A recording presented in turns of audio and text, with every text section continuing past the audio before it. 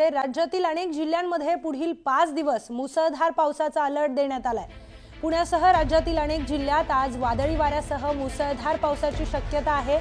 त्याचबरोबर हवामान विभागाने हा अंदाज वर्तवलाय।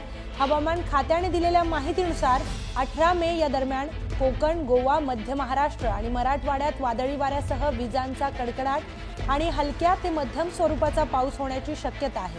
त्यामुळे अवकाळी पावसाच्या पार्श्वभूमीवर शेतकऱ्यांनी तसेच नागरिकांनी काळजी घेण्याचं आवाहन करण्यात आलं। मध्य महाराष्ट्रातील बहुतांश जिल्ह्यांमध्ये ऑरेंज अलर्ट काल आणि आज दिला गेलेला आहे। काल तर आपण बघितलं की मध्य महाराष्ट्रातील बऱ्याच जिल्ह्यांमध्ये थंडरस्टॉर्म्स म्हणजेच मेघगर्जनेसह पावसाची नोंद झालेली आहे। आज सुद्धा जसं की पुणे असेल, त्यानंतर अहिल्यानगर असेल, नाशिक असेल या जिल्ह्यांना ऑरेंज अलर्ट दिलेला आहे। ऑरेंज अलर्ट हा हेवी रेनफॉल किंवा अतिवृष्टीसाठी नाही आहे, तर तो थंडरस्टॉर्मच्या पावसासाठी आहे। ज्यावेळी थंडरस्टॉर्म्स किंवा मेघगर्जनेसहचा पाऊस म्हणतो त्यावेळी पावसाबरोबरच वारेसुद्धा जोरदार असतात आणि विजासुद्धा पडतात, तर त्याचा इम्पॅक्ट जो आहे तो दैनंदिन जीवनावर होतो किंवा शेतकऱ्यांच्या पिकांवर पण होऊ शकतो। म्हणून ऑरेंज अलर्ट हा आपण डे 1 आणि डे 2 साठी म्हणजेच काल आणि आज दिलेला आहे आणि हा जो फोरकास्ट आहे आज दुपारनंतर परत अपडेट केला जाईल।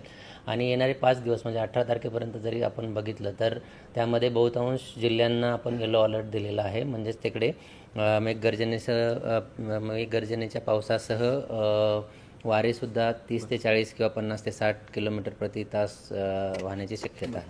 ही स्क्रीन आहे जी आपण पाहतोय सर, फक्त आम्हाला दाखवा की आज जसे 15 तारीख आहे आणि ऑरेंज, येलो आणि ग्रीन असं तुम्ही महाराष्ट्र डिवाइड केलाय, तर आम्हाला दाखवा की नेमकं ऑरेंज अलर्ट कुठल्या जिल्ह्याला, येलो अलर्ट कुठल्या जिल्ह्याला आहे। हां, तुम्ही इथे बघू शकता की अहिल्यानगर, नाशिक, पुणे, सातारा या जिल्ह्यांना म्हणजे ऑरेंज अलर्ट दिला गेलेला आहे। कोकण, मराठवाडा आणि विदर्भातील बहुतांश जिल्ह्यांना येलो अलर्ट दिला गेलेला आहे। आणि 16 आणि 17 आणि 18 तारखेला मेनली मध्य महाराष्ट्र आणि मराठवाड्यातील काही जिल्हे आणि विदर्भातील काही जिल्ह्यांना येलो अलर्ट आहे।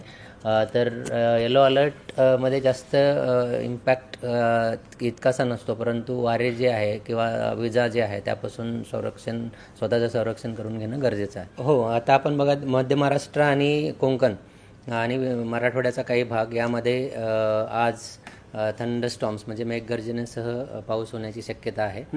ते आपण ह्या मॅपमधून ऑलरेडी बघितलेलं आहे। आणि विदर्भातील काही जिल्ह्यांमध्ये 16 आणि 18 तारखेला येलो अलर्ट दिला गेलेला आहे।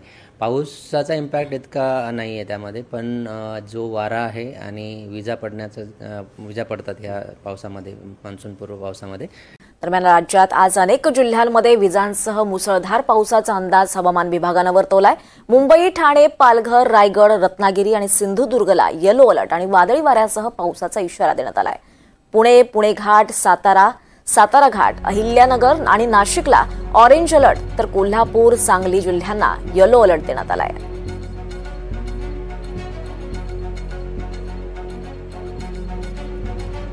राज्यात आज अवकाळी पावसाचा इशारा हवामान खात्याने दिलाय। आज मुंबईत सकाळपासूनच ढगाळ वातावरण पाहायला मिळतंय, त्यामुळे मुंबईला हवामान खात्याने आज येलो अलर्ट जो आहे हा दिलेला आहे। मुंबई, पालघर, ठाणे, रत्नागिरी आणि कोकण पट्टा हा सगळा पट्ट्यामध्ये येलो अलर्ट हवामान खात्याने दिला आहे। विजांच्या कडकडाटासह पाऊस पडण्याची शक्यता हवामान खात्याकडून वर्तवण्यात आलेली आहे। तर पश्चिम महाराष्ट्रातील पुणे घाट, सातारा घाट या ठिकाणी ऑरेंज अलर्ट दिलेला आहे। वादळी वाऱ्यासह जोरदार पावसाचा इशारा हा या परिसरात देण्यात आलेला आहे।